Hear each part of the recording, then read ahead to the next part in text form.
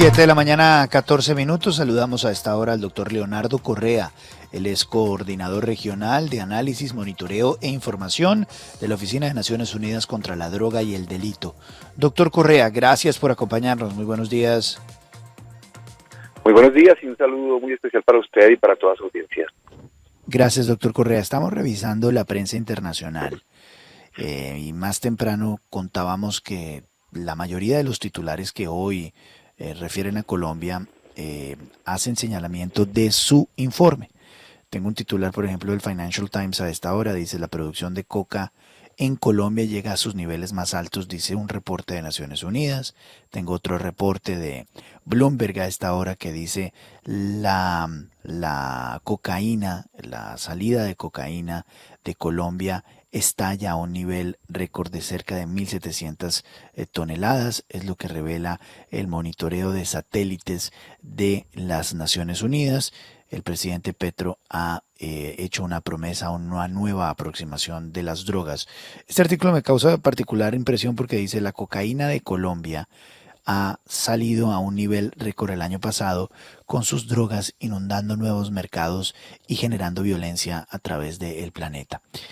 Creo que la pregunta más clara en este momento, doctor Correa, es: ¿qué pasó? ¿Por qué estamos con estos números, doctor Correa? Sí, en realidad es una situación bastante preocupante. Es una tendencia que inició en el año 2017 con un fuerte incremento desde el 2018, 2019, 2020, sobre todo en dos elementos clave. El primero, por supuesto, el área sembrada con coca, que ha venido incrementándose, pero sobre todo hay un aumento en la productividad de los lotes de coca, en particular en algunos sitios, en algunas zonas en donde la coca se está concentrando. Este elemento, este factor de concentración en lo que nosotros hemos llamado los enclaves productivos, ha hecho que no solamente aumente la capacidad de producir cocaína, sino que esta cocaína esté más disponible, vamos a decir, para el tráfico. Es más fácil sacarlo por la ubicación geográfica de los lotes. Sí, pero no se pregunta uno, las noticias que llegan es que el precio de la coca ha bajado, que hoy en día las drogas que, por ejemplo, están rondando en las calles son fentanilo y otro tipo de drogas sintéticas que no provienen de la coca. ¿Por qué sigue aumentando? Es que lo que uno no entiende es cómo siguen aumentando los cultivos si supuestamente la coca ya no es la droga de mayor demanda, la cocaína, en las calles del mundo. Pues lo que hemos observado en el Reporte Mundial de Drogas es que, si bien el mercado en los Estados Unidos tiende a la estabilización, el mercado de cocaína en los Estados Unidos tiende a la estabilización, en el resto del mundo, en particular en Europa y en Oceanía, ha aumentado el consumo de cocaína. Es decir, que hay además de esto, además de que aumenta en Europa y en Oceanía, hay mercados emergentes, digamos, fuertes en África e inclusive en Latinoamérica. Ha aumentado el consumo de cocaína en Latinoamérica en forma de bases más que de clorhidrato. Pero lo que quiero decir es que en realidad a nivel global hay una, vamos a decir, reubicación de las necesidades de cocaína, y esto ha hecho que tanto en Colombia como en Perú estemos enfrentando unos momentos de mayor incremento en el área cultivada y en la producción de cocaína. Doctor Correa, lo que usted nos está diciendo es que la demanda por cocaína global ha aumentado y que los productores de coca o los países productores de coca, estamos respondiendo a esa demanda con más oferta. Así es, la demanda global ha aumentado y sobre todo ha aumentado en unos sitios muy particulares. Digamos, los mercados ya no son los mercados tradicionales de Colombia. La mayoría de la cocaína que se producía en Colombia se iba para los Estados Unidos. No, lo que estamos observando es una especie de exploración de cómo llevar cocaína colombiana a los otros mercados que antes no eran los mercados preferidos por los narcotraficantes en Colombia. La cocaína de Colombia se está moviendo hacia otros sitios y eso ha originado una geografía especial en Colombia. Eso es una respuesta muy fuerte. Quisiera volver otra vez a los orígenes de por qué en Colombia hay más cultivos de coca y si eso está, como dicen los números, pero quisiera que la correlación la revelara usted, eso está vinculado con mayor producción de cocaína, porque cuando se empieza a hablar de coca y cocaína, evidentemente son dos cosas diferentes, pero quiero preguntarle si esa correlación existe entre más cultivos de coca, más producción de cocaína. Pues lo que está sucediendo en Colombia es que la coca, los cultivos de coca se están concentrando en unas zonas específicas, que son los que hemos llamado los enclaves productivos. Los enclaves productivos tienen un rendimiento por hectárea mayor que en el resto del país, es decir, en estas zonas se produce más hoja por hectárea que en cualquier otra parte del país. Pero además, en esas zonas se están utilizando variedades que tienen una mayor concentración de alcaloide y hay también una mayor capacidad para extraer ese alcaloide. Lo que quiero decir es que al concentrarse los cultivos en unas zonas específicas con esas condiciones, no solamente hay más coca, sino que incluso hay aún más producción de cocaína. Es por eso que el cultivo de coca incrementa el 13% en Colombia, pero la producción de cocaína incrementó un 22%. ¿Y cuáles son esas zonas protegidas y por qué en esas zonas protegidas estalla la producción de cocaína? Se trata de los enclaves productivos. Son unas zonas que son muy funcionales tienen buenos suelos, tienen buenas condiciones de fertilidad para la producción de cocaína, pero además son muy funcionales al tráfico. Entonces lo que predomina son enclaves productivos cercanos a las fronteras, por ejemplo, eso es clarísimo en las fronteras, no solo en la frontera sur, que digamos en este año fue donde más hubo incremento, pero también en la frontera norte, tenemos esa situación de enclaves.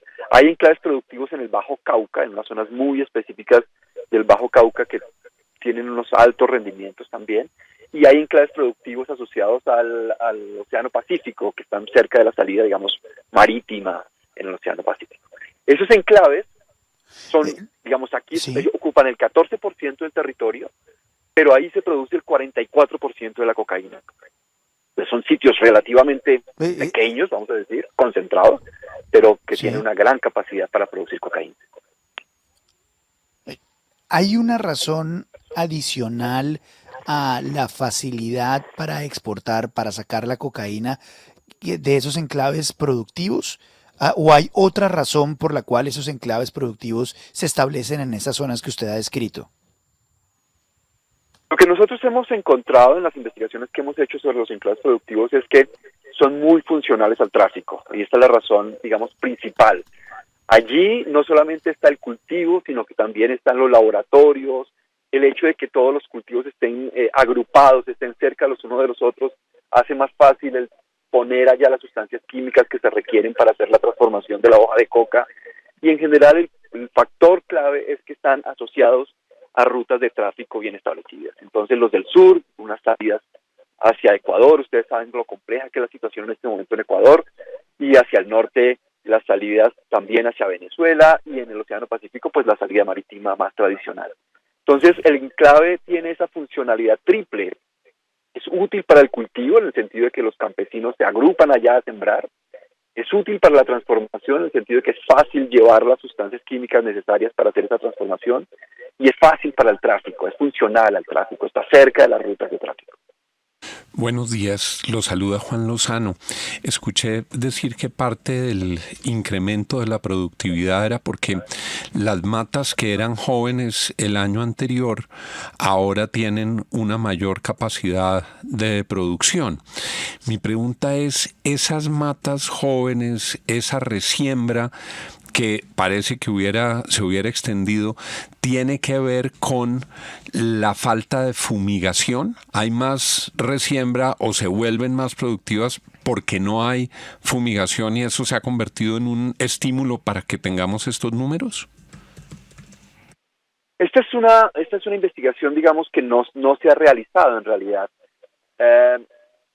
Cuando uno piensa en los factores que determinan la productividad de los cultivos de coca, pues no lo hace pensando en si hubo o no hubo intervención, esto no lo hemos hecho.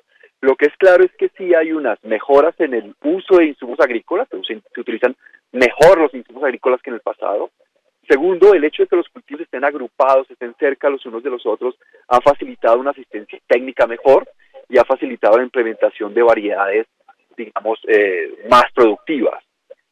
Respecto a la edad, este es un factor súper clave. Los cultivos de coca alcanzan su mayor productividad entre los 2 y los 4 años. Y eso quiere decir que los lotes recién sembrados el año pasado, recuerden que el año pasado reportamos un incremento del 40% en el área sembrada, lo que quiere decir que esos lotes estaban recién sembrados el año pasado, pero este año ya son productivos.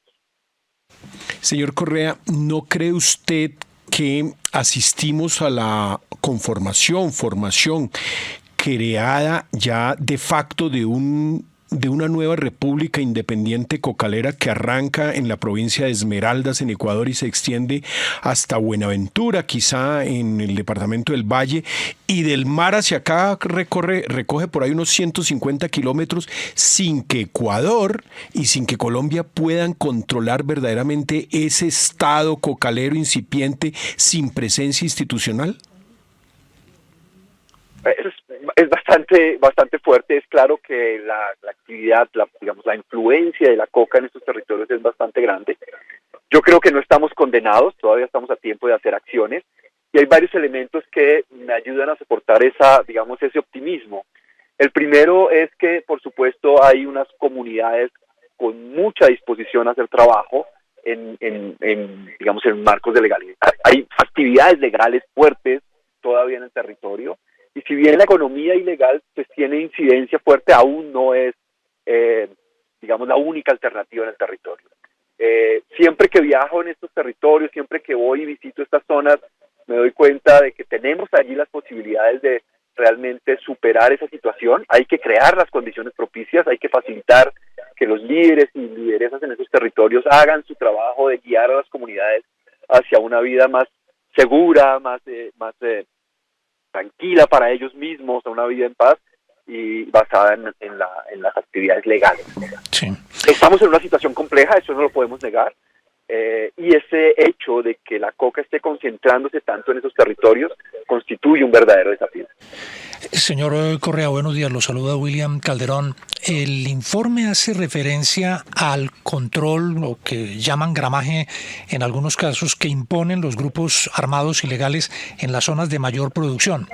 Pero, ¿qué detalle hay sobre el control general del negocio? ¿Esto está explotando en manos de la guerrilla, de las disidencias de las FARC, del ELN, o influyen y controlan el negocio ahora nuevos actores, como el caso de los carteles mexicanos? ¿Qué tanto es la influencia de esas organizaciones criminales extranjeras y qué tanto influyeron en que se hubieran disparado estas cifras? La influencia es muy grande porque ha habido demasiados cambios en el modelo productivo por parte de los grupos armados que controlan el negocio. Nosotros veníamos en el pasado de 3 grupos predominantes y eso, después de la firma de los acuerdos con las FARC, explotó en muchísimos grupos. Lo que nosotros veíamos es que había muchos grupos con mucha menos capacidad de controlar las cadenas más largas del tráfico de cocaína, pero sí con más presencia en un nivel local. Entonces eso generó mucho, vamos a decir, desorden en los territorios, y por eso es que hoy cuando uno quiere hacer un análisis de cuál es la situación, cuál es el grupo predominante, lo primero que tiene que preguntar es en dónde estamos hablando. Entonces hay unos territorios en los cuales la presencia de los grupos internacionales es muy clara, pero eso no está sucediendo en todo el país. Hay otras zonas en las cuales los grupos colombianos más tradicionales, el ELN, los grupos, digamos, las llamadas BACRIM, el Clan del Golfo, las FARC, post-FARC, etcétera, tienen control, pero no es en todo el país. Y entonces lo que hemos encontrado es que hay como 3 niveles de organización. Un nivel que corresponde a los carteles internacionales, que tienen su capacidad de sacar la droga de Colombia. Tienen un rol importante porque en algunos territorios tienen presencia física, pero su rol principal es sacar la droga de Colombia. Después vienen los grupos, digamos, colombianos, más locales, más grandes, que tienen un rol de coordinación. Y luego vienen los grupos más pequeños, las bandas criminales más pequeñas, que tienen una función, digamos, como prestadoras de servicios. Son los que se encargan de llevar las sustancias químicas, los que se encargan de controlar el laboratorio, de prestar servicios de seguridad. Pero todo esto, digamos, esos 3 niveles en la práctica de los territorios, lo que implica es que hay mucha gente tratando de ejercer el control. Y eso hace que las comunidades tengan incertidumbre, no sea tan claro a quién hay que venderle la droga, y eso hace que tengamos tanta diversidad de situación en torno a los mercados. Zonas en las que efectivamente hay crisis de mercado, pero zonas en las cuales está en este momento, digamos, bastante grande los incentivos para mantenerse en el negocio. Señor Correa, es que su informe dice que el 50% de los cultivos de hoja de coca del 2022 están concentrados en zonas protegidas. Estos son parques naturales, zonas de reserva indígena, zonas especiales para las comunidades afro. Y usted habla del Parque Paramillo, que es el que más hectáreas de cultivo de coca tiene entre Córdoba y Antioquia. Esto quiere decir que en esas zonas protegidas de indígenas, de zonas de parques naturales, la hoja de coca se está produciendo para fines ilícitos.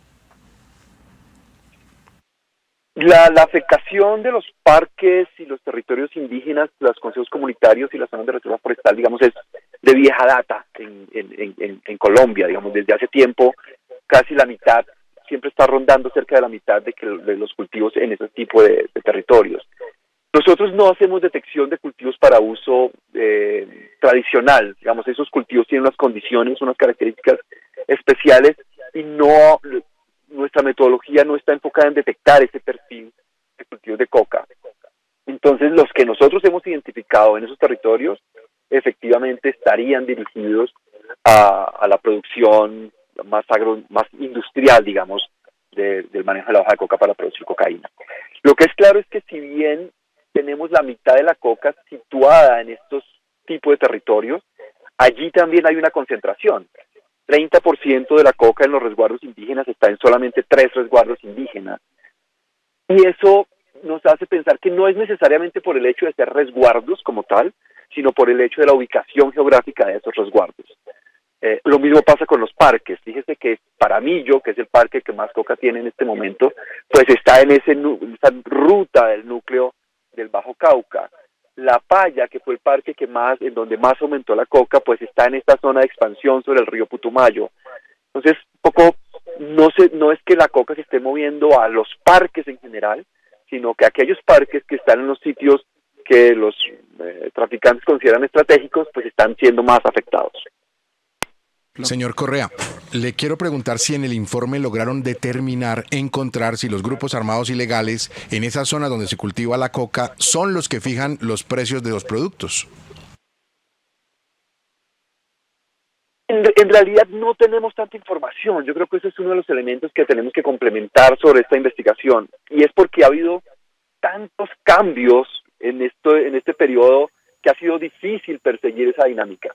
Hubo un momento en el cual, de hecho, en algunos territorios había inclusive situaciones casi de libre mercado, es decir, casi como que cualquier persona podía llegar al territorio, comprar la pasta o la base, porque la hoja en general no se vendía en esas condiciones, pero la pasta o la base podían acordar precios con los campesinos y simplemente pagar una especie de impuesto al grupo armado que estuviera en la zona. Hubo un momento en que eso funcionó así. Pero después no, ahora ya estamos evolucionando al modelo más antiguo, en el cual el grupo armado es quien fija el precio. Lo que pasa es que en estos territorios, no en todos los territorios está bien definido cuál grupo armado es el que define esto.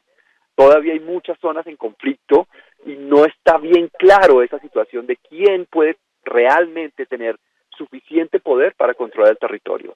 Por eso hay tantas situaciones tan difíciles, ¿sí? Por eso encontramos en las noticias que en algunas regiones la gente dice que no tiene a quién venderle o que el precio de la coca está por el piso, porque esas situaciones de incertidumbre hacen que sucedan estas cosas, digamos, que no esté tan claro el mercado. Doctor Correa, yo sé que todas sus respuestas están basadas en este informe que es muy preciso, es muy educado, muy fundamentado. Pero quisiera preguntarle a usted sobre si usted tiene una hipótesis. ¿Quién tiene la culpa de que Colombia hoy esté teniendo récord de producción?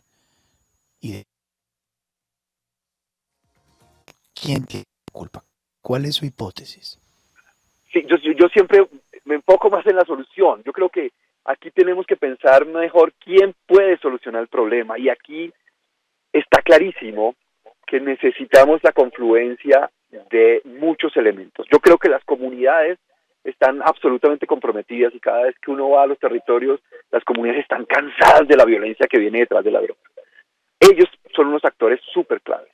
El gobierno es un actor súper clave, pero no solamente un actor clave en el sentido de llevar alternativas a las comunidades, sino sobre todo de crear condiciones para que en esos territorios realmente se puedan implementar esas alternativas. El gobierno necesita imponer mejores condiciones de seguridad, mejores condiciones, digamos, de garantías para las comunidades, etcétera, etcétera. Pero todos nosotros, los que no estamos en los territorios, los que estamos, digamos, en las ciudades de Colombia, tenemos responsabilidades también. Cada vez que nosotros apoyamos los programas de desarrollo alternativo, compramos productos de desarrollo alternativo, cuando nosotros mismos visitamos estos territorios y apoyamos los proyectos turísticos que hay allá, estamos haciendo nuestra contribución.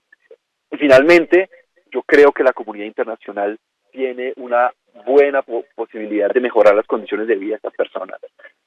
Nosotros encontramos en el documento, en el estudio, encontramos que Colombia se está partiendo en dos universos.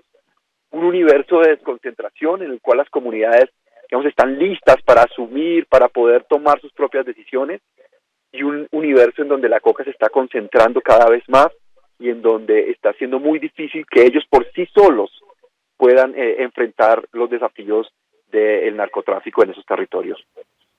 La solución digamos, está en manos de todos nosotros. Yo creo que todos pueden hacer un aporte y allí prefiero concentrarme. Sí, perfecto. Y es lo que corresponde en una entidad tan importante y tan supuestamente ecuánime como es Naciones Unidas. Doctor Correa, muchísimas gracias por darnos unos minutos aquí en la FM de RCN. Es usted muy amable, muy gentil.